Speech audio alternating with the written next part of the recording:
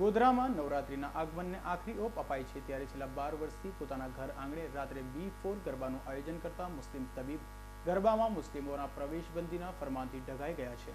ગોધરા શહેરમાં નવરાત્રી દરમિયાન અનેક ગરબા આયોજકો નાના મોટા ગરબાનું આયોજન કરતા હોય છે, પરંતુ આપને એ વાત જાણી નવાઈ લાગશે કે ગોધરા શહેરના જાણીતા મુસ્લિમ તબીબ ડોક્ટર સુજાત વલી છેલ્લા 12 વર્ષથી પોતાના ઘર આંગણે B4 ગરબાનું આયોજન કરે છે, જેમાં શહેરના જાણીતા હિન્દુ મુસ્લિમ તબીબો સહિત ભાગ લેતા હોય છે।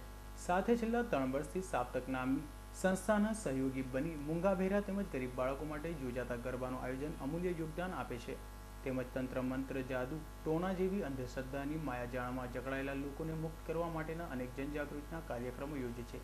સાથે ગોધરા શહેરમાં યોજાતા અનેક ધાર્મિક सांस्कृतिक कार्यक्रमों પોતાનું અમૂલ્ય યોગદાન આપે છે, પરંતુ હાલમાં કેટલાય સંગઠનો દ્વારા મુસ્લિમોના ગરબા પ્રવેશબંધીના ફરમાનને પગલે મુસ્લિમ તબીબ દુઃખ વ્યક્ત કરી રહ્યા છે। આ મામલે શહેરના જાગૃત શુભ ચિંતકોએ આગળ આવી આ પ્રકારના ફરમાનોનો વિરોધ કરવાનું આહવાન કર્યું હતું।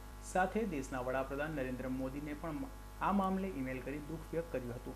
એક તરફ આપણા વડાપ્રધાન શ્રી નરેન્દ્રભાઈ મોદી મુસલમાનો રાષ્ટ્રપ્રેમી છે અને દેશ માટે મરી જશે, લડી જશે એવી વાત કરે છે, જ્યારે બીજી તરફ અમુક ચોક્કસ સંગઠનો આવા કોમી ફતવાઓ બહાર પાડી અને બે કોમો વચ્ચે તિરાડ ઊભી કરે છે। હાલ અમુક ચોક્કસ સંગઠનો તરફથી ગરબાના આયોજકોને માટે એવો ફતવો બહાર પાડવામાં આવ્યો છે કે મુસલમાનો ગરબામાં ભાગ ના લે અને એમને જોવા આવવું હોય તેઓ પોતાના ફેમિલી મેમ્બર સાથે જ આવી શકે। આવા ફતવાઓ કેમ બીજી કોમ માટેના યુવાનો માટે નથી કે એ લોકોએ પણ પોતાની ફેમિલી સાથે જ આવવું જોઈએ? આ એક ડિસ્કમ્યુનિટી ભાવના ઊભી કરે છે જે બિલકુલ બિનજરૂરી છે અને ગેરબંધારણીય પણ છે।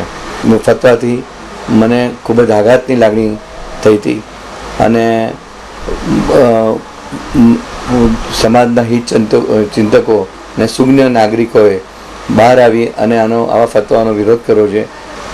આવા ફતવાઓથી દૂર રહી અને આમ માણસ દરેક સાથે હળીમળીને દરેક પ્રસંગો ઉજવે એવી આપણા દેશ માટે ખાસ તાતી જરૂર છે। હું છેલ્લા 12 વર્ષથી રાત્રિ બિફોર નવરાત્રિ મારી હોસ્પિટલના ગાર્ડનમાં જ આયોજન કરે છે અને સપ્તક સંસ્થાથી છેલ્લા 3 વર્ષથી રાત્રિ બિફોર નવરાત્રિ આયોજન કરે છે। આ ઉપરાંત ગયા વર્ષે બાળકો માટેના ખાસ ગરબાના આયોજનમાં પણ મેં ખુદ ડાયરેક્ટલી ભાગ લીધો હતો। મારા ગરબા મહોત્સવની અંદર મુસલમાનને પ્રવેશ આપવો કે નહીં આપવો એ બાબતે હિન્દ રક્ષા સમિતિની અંદર હું ગયેલ નથી, પણ હિન્દુ રક્ષા સહિતના મિત્રો જે છે એ મારી પાસે આવ્યા હતા, તો એવું કહેવામાં આવ્યું હતું કે તમે મુસલમાનોને પાસ આપો છો? તો એમને મેં એવો જવાબ આપ્યો હતો કે અમે મુસલમાન પાસેથી કોઈ ડોનેશન લેતા નથી અને એવા કોઈ અમે પર્ટિક્યુલર પાસ આપતા નથી, એવું કોઈ આઈડી પ્રૂફ કરી અને કોઈ ચેક કરવામાં આવતું નથી। પણ જે કંઈ મિત્રો અમારા જે હોય છે મુસલમાનો એને અમે બોલાવીએ છીએ, આમંત્રણ આપીએ છીએ અને સહપરિવાર જે કંઈ મિત્રો આવે છે એને અમે અંદર આમંત્રિત કરી અને આવકાર આપીએ જ છીએ।